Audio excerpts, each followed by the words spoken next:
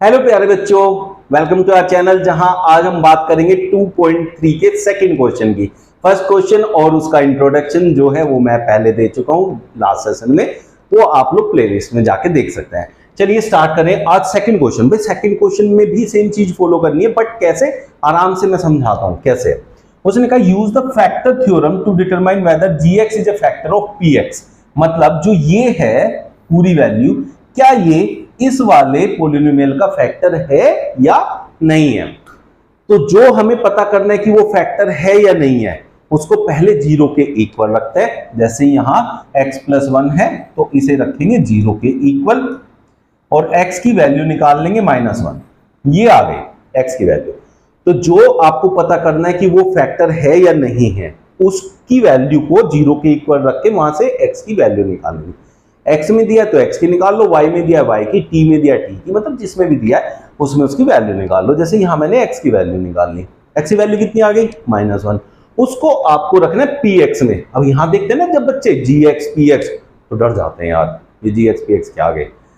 कुछ नहीं है, वो ये कह रहा है कि ये वाली वैल्यू क्या इसका फैक्टर है। और पिछली क्लास में समझाया था फैक्टर पता करने के लिए इससे जो x की वैल्यू निकलेगी उसे इसमें रख दो। अगर जीरो आ गया सॉल्यूशन तो फैक्टर है, जीरो नहीं आया सॉल्यूशन तो फैक्टर नहीं है। सिंपल सी बात है ना। तो वही किया हमने। तो पहले इससे x की वैल्यू निकाली, और वो कैसे निकलती है, इसको जीरो के इक्वल रख के। तो उससे x की वैल्यू आ गई -1।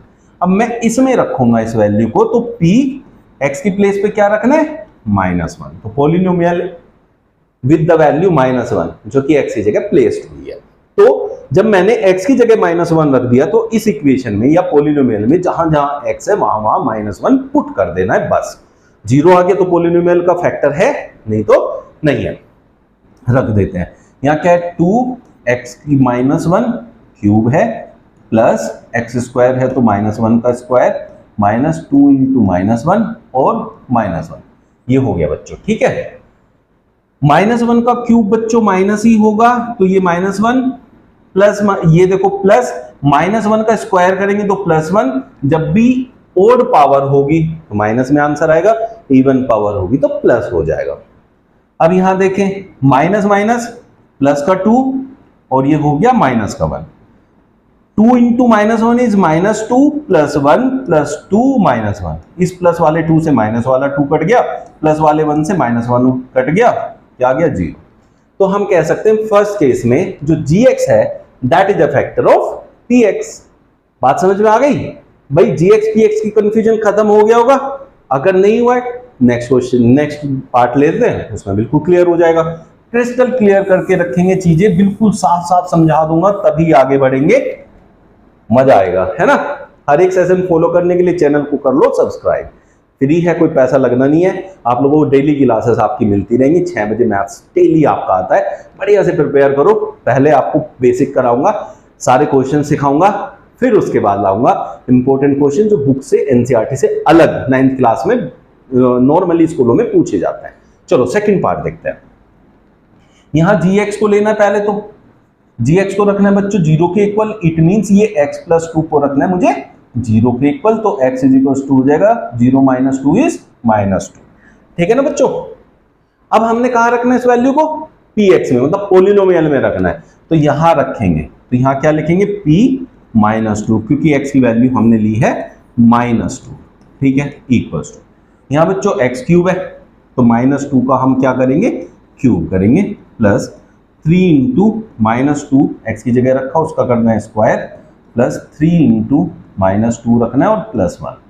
-2 का क्यूब कितना होता है बच्चों -8, प्लस 3 इंटू -2 का स्क्वायर, देखो माइनस का स्क्वायर होता है प्लस और 2 का स्क्वायर होगा 4, दोनों का करना है, साइन का भी और वैल्यू का भी, ठीक है। ये हो गया 4 और ये दोनों आपस में मल्टीप्लाई थे इसलिए मैंने बीच में लगाया मल्टीप्लाई का साइन। अब यहाँ ये प्लस है ये माइनस है, मल्टीप्लाई में है ना, तो प्लस माइनस माइनस 3 2 जा 6। आप लोगों ने जो साइंस है उनकी भी मल्टीप्लाई करनी है, जैसे यहाँ प्लस यहाँ माइनस, प्लस माइनस माइनस, और नंबर्स की भी करनी है, ठीक है ना बेटा। +1 ये बन गया -8 प्लस 12 -6 +1। अब देखो -8 और -6, माइनस वाली वैल्यू को एक साथ जोड़ लो, -8 - 6 हो गया -14 और 12 + 1 हो गया 13 तो इसकी वैल्यू आ गई -1, जो कि 0 के इक्वल नहीं है, not equals to 0। So gx is not polynomial, gx is not the factor of this polynomial. Clear हो गया? अगर 0 आता तो फैक्टर होता, 0 नहीं आया तो फैक्टर नहीं है, यही समझा रहा हूं तब से। सेकंड पार्ट हो गया, थर्ड पार्ट पे चलते हैं। जो भी डाउट है पूरा यहां क्रिस्टल क्लियर हो जाने वाला है। चलो क्या करते हैं, सबसे पहले gx को हम रखते हैं 0 के इक्वल, इट मींस इसकी वैल्यू को 0 के इक्वल रखेंगे तो x is equal to 0 plus 3 हो जाएगा, तो x इक्वल टू आ गया बच्चों 3।